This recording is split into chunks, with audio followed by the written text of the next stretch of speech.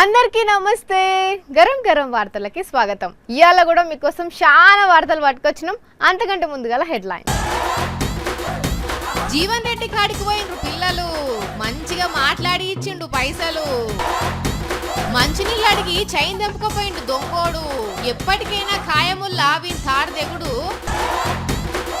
జగిత్యాల దవాఖాన్ల తిరుగుతున్న ఎలుకలు, విశాఖపట్నం దవాఖాన్ల లేవు స్ట్రెచ్చర్లు.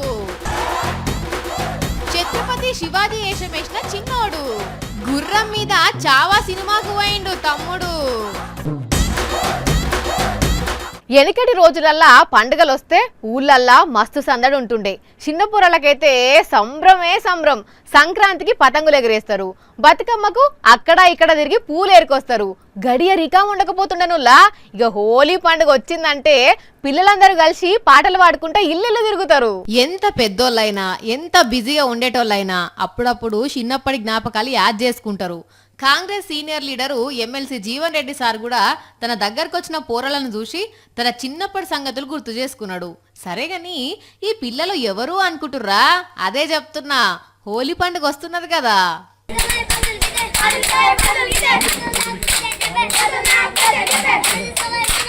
ఇప్పుడు అంతా లేదు గాని వెనకట పండుగకు ముందు ఊళ్ళో పిల్లలు జాజిరీ పాటలు వాడుకుంటా ఇల్లు తిరుగుతుండే. దుకాన్ల కాడికి పోయి పాటలు వాడి పైసలు వసూలు చేస్తుండే. ఇప్పటికీ అక్కడక్కడ ఇంకా పాటలు ఉన్నట్లున్నాయి. అందుకే జగిత్యాల జిల్లా కేంద్రంలో ఉన్న కాంగ్రెస్ పార్టీ ఆఫీస్ కు పోయినరు ఈ పిల్లలు.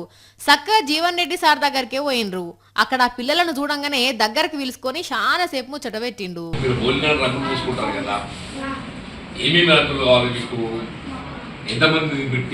వాళ్ళు వాడిన పాటలేని ఎన్ని పైసలు వసూలనేవో లెక్క పెట్టిండు.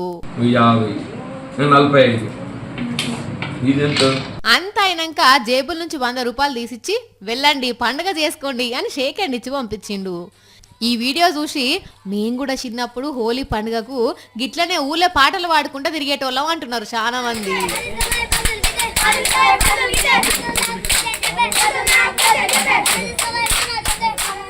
ఈ రోజుల్లా ఎవరిని నమ్మాలనో ఎవరిని నమ్మొద్దో కూడా అర్థమైతలేదుల్లా. అంతెందుకు రూములు రెంట్కున్నాయా అని వచ్చేటోళ్ళను కూడా అనుమానించాల్సి వస్తుంది. ఎందుకంటే గ్రౌండ్ ఫ్లోర్ వద్దు పెంట్ హౌస్ కావాలని ముచ్చట్లు చెప్పుకుంటా మత్తు మందు జల్లి ఇల్లంతా చదురుకుపోయిన చూసినామా. ఇక ఇప్పుడు చూడుండ్రి పొద్దుగాలనే ఇంకెట్లా దొంగతనాలకు ఎగబడ్డారో.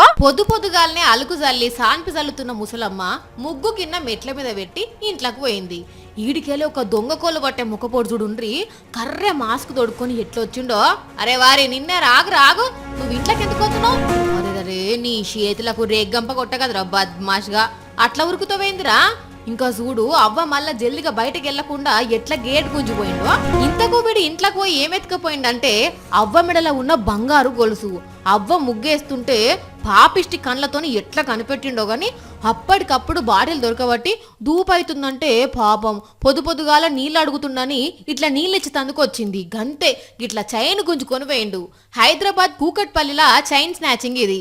సీసీ ఫుటేజ్ ఆధారంగా దొంగని దేవులాడుతుర్రట. కానీ చూసిన రానుల్లా పొద్దుగాల మంచినీళ్ళు అడిగి ఎట్లా దొంగతనం చేసిండో. ఇక ఈ ముచ్చట ఇటుంచితే ఇడ ముఖాలకు మాస్క్ కట్టుకొని ఉండాలని చూసిండ్రా వీళ్ళు మహాముదుర్లు. పోలీసులకే చుక్కలు చూపెట్టి పోలీసుల ముంగటనే తిరిగి దొంగతనాలు చేసేదట. కాకి చొక్కాలు వేసుకొని వీళ్ళు తిరిగే వెహికల్ కు పోలీస్ అని రాసి మీ ఇంట్లో గంజాయి ఉందని చెక్కింగ్ వచ్చినామని జనాలను బెదిరించి మొత్తం సగబెట్టుకొని పత్తా లేకుండా పోయిర్రట. లచ్చలు కూడా పెట్టిర్రట. కాకపోతే పాపం బండి ఖమ్మం పోలీసులకు దొరికితే తీసుకుపోయి జైలు వేసిర్రు. కానీ చూడుండ్రుల్లా ఎంత తెలివితో దొంగతనం చేసిర్రో బడిమెగాళ్ళు. జోరుగా ఇంటర్ పరీక్షలు నడుస్తున్నాయి. ఒకనాడు ఫస్ట్ ఇయర్ వాళ్ళు, ఇంకోనాడు సెకండ్ ఇయర్ వాళ్ళు పొద్దుగాలనే పోయి పరీక్ష రాసి మళ్ళీ ఇంటికొచ్చి వేరే ఎగ్జామ్ కు ప్రిపేర్ అవుతున్నారు. ఇంకో దిక్కు 10వ తరగతి పరీక్షలు ఎప్పుడు పెడతారో కూడా చెప్పేసిర్రు. డిగ్రీ విద్యార్థులు కూడా గట్టిగానే చదువులు మొదలు పెట్టిండ్రు. ఇక ఈ స్కూల్లో ఉన్న వేరే తరగతుల తమ్ముళ్ళు కూడా పుస్తకాలు పట్టి గట్టిగా చదువుతున్నారు కదా. అయితే ఇక్కడ మాత్రం ఈ తమ్ముళ్ళు ఏం చేస్తున్నారు అంటే, ఇదెక్కడి కథ అండి బాబు, పిల్లగాళ్ళ చదువు ముచ్చట చెప్పిర్రు. మీదకెళ్ళి యాన్యువల్ ఎగ్జామ్స్ లో ప్రిపరేషన్స్ అన్నారు. తీరా చూస్తే పిల్లలతోని మంచినీళ్ళ టిన్నులు మోయిస్తురు అంటే మరి ఇట్లా కష్టాలు వచ్చినాయి ఏం చేస్తారు చెప్పు తమ్ముడా, నువ్వెందుకు నీళ్లు మోస్తున్నావు? అసలు మాకు నీళ్ళ సమస్య ఉందేడా, మాకు నీళ్ళు దొరుకుతలేవు. అందరం కలిసి ₹2 వేసి ఊష్ణి అన్యాలం చల్లగుండా. ఇదెక్కడి కథ తమ్ముడా? బల్లె మంచినీళ్ళు లేకుంటే ఆ టెండర్లు తెస్తారు. ఒకవేళ వాళ్ళు లేకుంటే సార్లే పైసలు ఇచ్చి తెప్పిస్తారు. కానీ మీరు పైసలు వేసుకొని మంచినీళ్ళు తెచ్చుకునేది అంటే ఇవి మీరు ఒక్కలే తాగుతారా, సార్లకు కూడా ఇస్తారా? క్లాస్ రూమ్లో మనిషికి ₹2 వేసుకొని వాటర్ క్యాన్ బయట నుంచి తెచ్చుకొని మా క్లాస్లో పెట్టుకొని తాగుతున్నారు. అయినా కానీ నాకు వాటర్ క్యాన్ సరిపోతలేదు. రంగారెడ్డి జిల్లా ఇబ్రహీంపట్నం మండలం బొంగూరు మోడల్ స్కూల్ పిల్లలు వీళ్ళంతా. మరి పిల్లలే ₹2 వేసుకొని మంచినీళ్ళు తెచ్చుకుంటుంటే గవర్నమెంట్ ఎందుకు పట్టించుకుంటలేదు? అక్కడి గవర్నమెంట్ ఆఫీసర్లు మంచినీళ్ళ తక్లీఫ్ ఎందుకు తీరుస్తలేదో గాని ఓ సీఎం సారు మంత్రులు చూసినరా పిల్లలు మంచినీళ్ళు కొనుక్కొని తాగుతుర్రట.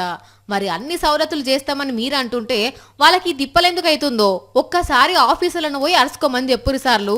కానీ పరీక్షల ముంగట పిల్లలకు భలే పరిశాన్ కథ మోపైతుందిలే. ఇన్ని రోజులు కుక్కలు అని చెప్పుకున్నావు, కుక్కలు పరిశాన్ చేస్తున్నాయి అని మాట్లాడుకున్నావు. కానీ నడిమిట్ల కుక్కలను మించి పులులు సింహాలు తయారై ఊర్లలో తిరిగినాయి, ఇప్పటి కూడా తిరుగుతున్నాయి అనుకోండి.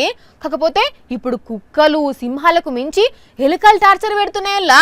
అవు అంతెందుకు, మొన్నటికి మొన్న మధ్యప్రదేశ్ రాష్ట్రంలో ఒక దవాఖాన్లా ఎలుకలు ఎట్ట తిరుగుతున్నాయో చెప్పుకున్నాం కదా. అయితే అక్కడనే కాదు మన దగ్గర కూడా బగ్గనే ఉన్నాయి. కాకపోతే మనం చెప్పుకున్న ఎలుకలు ఎక్కడ తిరుగుతున్నాయి అనేదే వార్త.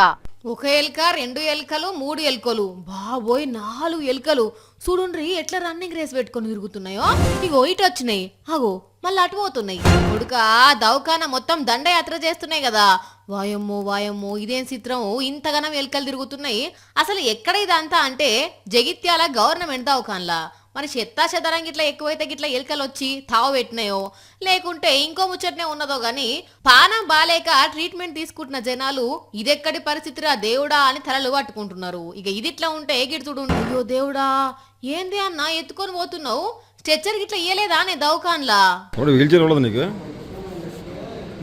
విశాఖపట్నం ప్రభుత్వ మానసిక వైద్యశాలల పరిస్థితి గిది. మరి స్ట్రెచ్చర్ల దవాఖాన్ల లేవో, ఉన్నా కూడా అందుబాటులో పెట్టలేదో ఏం కథనో గాని దవాఖాన్లకు వచ్చిన వాళ్ళైతే మస్తు తిప్పల పడుతురులా. జగిత్యాలనేమో ఎలుకలు తిరుగుతున్నాయి, విశాఖపట్నంలో స్ట్రెచ్చర్లు లేవు. చూసిరు కదా, ఇవి ఇవాల్టి గరం వార్తలు. మళ్ళొచ్చే ఎపిసోడ్లో ఇంకిన్ని గరం వార్తలతో కలుద్దాం. మన టైం అయితే గుర్తుకున్నది కదా, రాత్రి 8:30కు మళ్ళా పొద్దుగాల 8:30కు. మర్చిపోకుండా చూడుండ్రి. టాటా.